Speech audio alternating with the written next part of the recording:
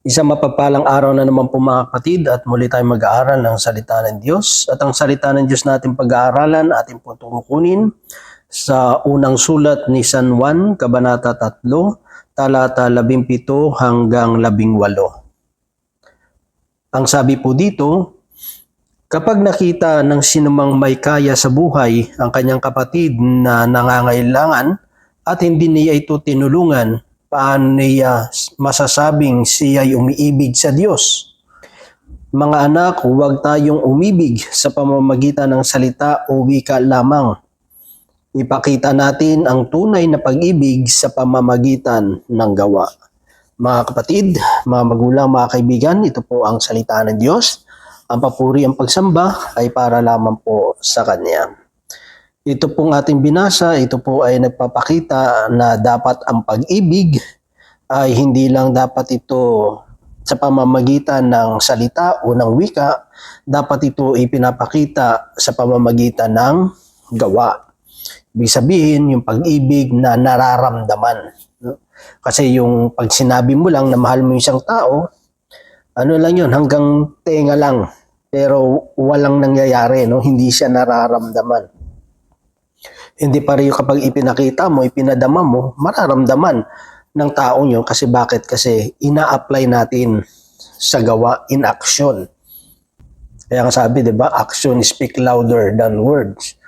Kasi kahit hindi ka nagsasalita, sa pamamagitan lang ng iyong pinapakita, sa pamamagitan ng iyong ginagawa sa kapwa mo, nararamdaman nila na ikaw ay may malasakit, meron kang concern, mahal mo ang taong yon. At ang sabi doon, kapag nakita ni sino man na may kaya sa buhay, ang kanyang kapatid na nangangailangan at hindi niya ito tinulungan, paano niya masasabing siya ay umiibig sa Diyos?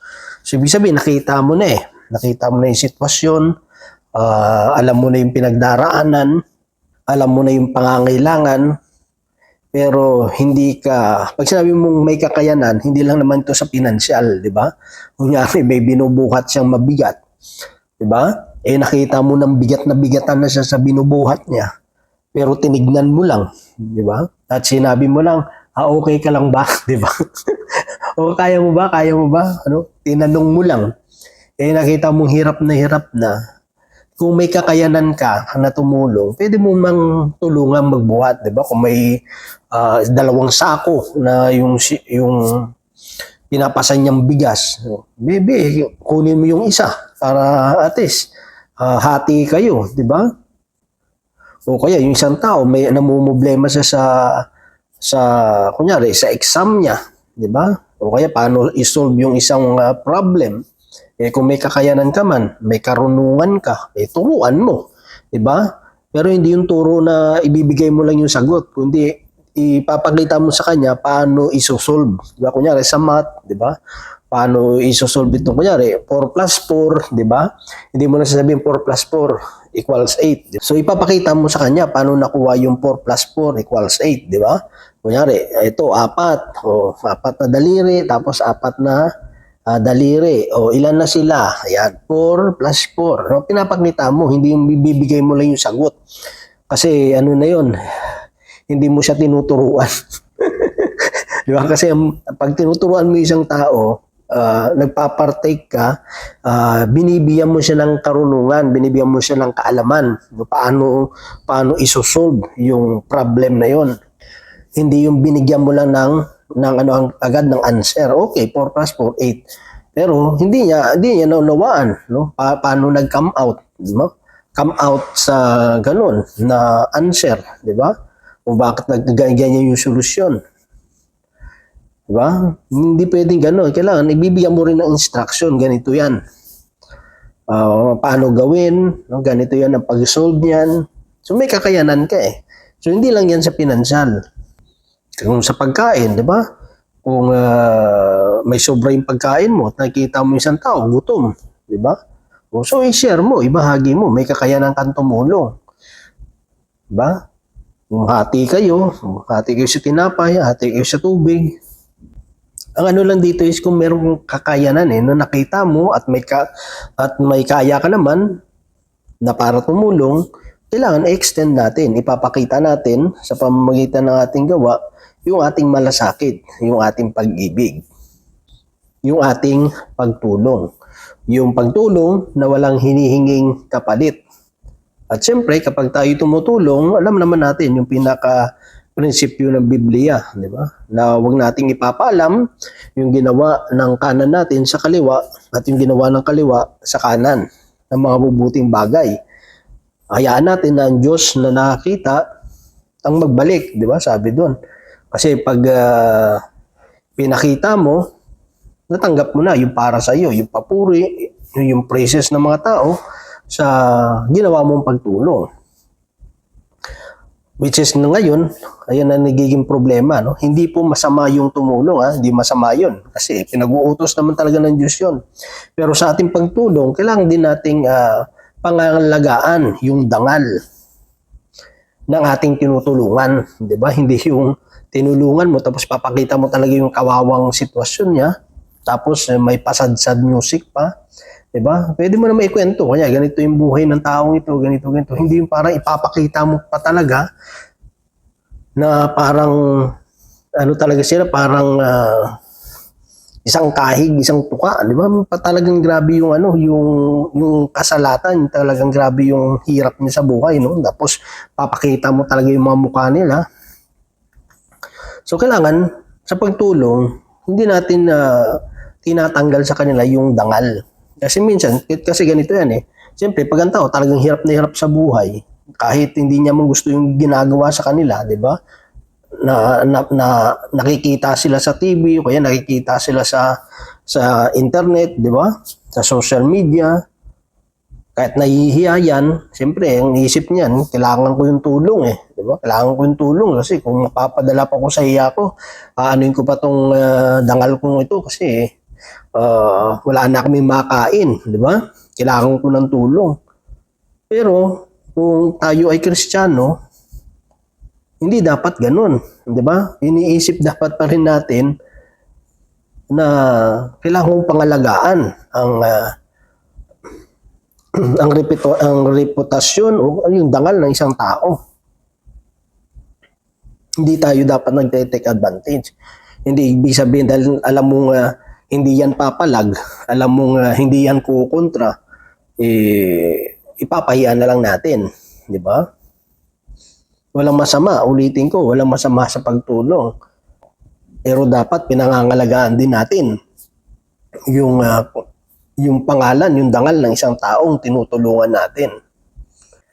Hindi na dapat natin sinasangkalan, hindi natin ginagamit yung kanilang kahirapan, yung kanilang pangangailangan para pagkapirahan natin, di ba? Para kumita tayo.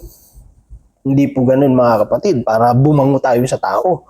Kasi ang pinag-uusapan dito, bilang mga Kristiyano, hindi yan ang itinuturo ng Diyos.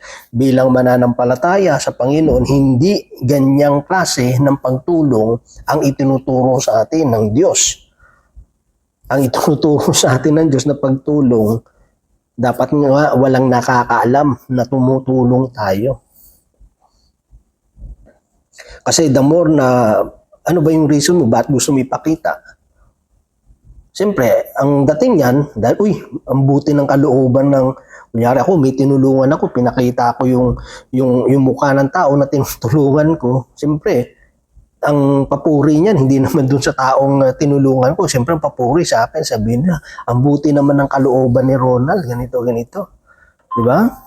Tapos, ano mangyari? Dun sa tao, ay, kaawa-awa naman yung taong yun. Talagang hirap, ko sa buhay, bla bla bla bla. Diba? Kaya may kita natin, yung papuri, natatanggap natin ngayon. Di ba? Which is hindi ganun ang itinuturo ng salita ng Diyos sa mga mananampalataya. Ang inaano ko dito ay sa mga mananampalataya. Kung mananampalataya ka at naniniwala ka sa salita ng Diyos, dapat ito yung ating panuntunan, ito yung ating prinsipyo sa pagtulong. Ginagawa natin ito para sa Panginoon, hindi para sa atin. Kundi ginagawa natin ito para sa Panginoon. At ang sabi naman Diyos, ang Diyos na nakakakita ng ating ginawa ang siyang magbabalik. Kaya nga sabi, ang pagtulong sa kapwa mo ay parang pagpapautang kay Yahweh. At may mga tao naman tumutulong na ina-abuse naman nila yung kanilang mga tinutulungan. Parang ang dating is utang na loob. Uy, may utang na loob kayo sa akin, ha? Di ba? Take advantage nila. No? Ino-overpower nila yung mga tinutulungan nila. Kaya kahit hindi nila gusto yung ginagawa, wala eh. Wala silang kakayanan, wala silang kapangyarihan. No means talaga sila. Pero hindi yun ang rason para mag-take advantage tayo sa mga taong ito. Kasi tandaan natin, pag yan, nanalangin sa Diyos. Di ba? Dahil sa pag-take advantage natin o kaya kalupitan na ginagawa ng mga taong kunyari tumutulong. Pero hindi naman. Minsan na minsan, iba, minamanipulate nila yung kanilang mga tinutulungan. Ay may kita mo kahit sa social media maraming mga na-abuse na mga taong walang mga mahihina, mga mahihirap, kasi naaabuso, di ba? So sa atin, bilang mananampalataya, hindi talaga ganyan ang itinuturo, no? Kung ganyan po yung ginagawa natin, mag-isip-isip na tayo, di ba? Baka mag-isip-isip na tayo. Baka maling Biblia yung binabasa natin, di ba? Baka maling katuruan yung nalaman natin when it comes sa pagtulong. Kaya nga dapat nung gawin yung may pag-ibig Diba? Pag-ibig na naghahari sa pagtulong, ayaw mo mapapahiya ang tao. Diba? Ayaw mo ipakita yung kanilang kalunos-lunos o yung kaawa-awa nilang sitwasyon. Kasi, di ba, pag mahal mo yung isang tao, yung kahihiyan ba niya gusto mo ipakita sa madla? Diba? Mas possible nga yan pag may mga problema yan, ayaw nating ipakita sa ibang tao kasi ayaw nating may pahiya yung taong mahal natin. Yun naman ang purpose bakit pinapakita natin pag-ibig ng Diyos na ating nadama. Siyempre siya yung una umibig, tayo ay natutong umibig dahil ang Diyos ang una umibig sa atin. At sa pamamagitan ng pag-ibig na ito, sa pamamagitan ng ating pagtulong, maramdaman ng mga taong ito yung na tinutulungan natin yung pag-ibig ng Diyos. Maramdaman nila, kaya nga sila nagpapasalamat sa Diyos. Di ba? Pag tumulong tayo, sasabihin nila salamat sa Diyos sa biyayang ito. Yun ang ng Lord Dapat ginagawa natin ito dahil sa pag-ibig. Di ba? Yung kahihiyan ng taong mahal natin, hindi natin yan sinasa publiko.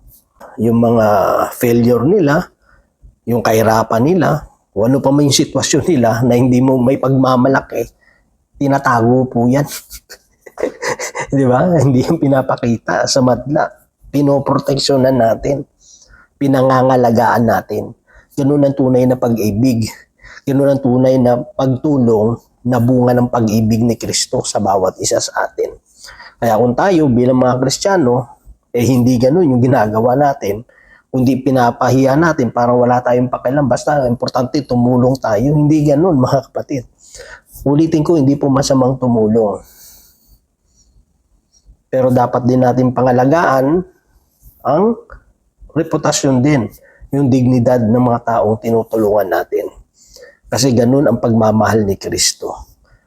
At kung gagawin natin ito dahil sa pagmamahal natin sa Panginoon, makakasigurado tayo na anuman yung gagawin ng ating mga kamay dahil ito ay bunga ng pag-ibig, ng pagmamahal na ating natanggap mula sa Panginoon, alam natin na ang bawat magiging daluyan ng pagmamahal na ito, ng mga kamay na ito, ay mararamdaman nila yung pagmamahal ni Kristo. Yun dapat ang motivation natin. Yun dapat yung tumutulak sa atin.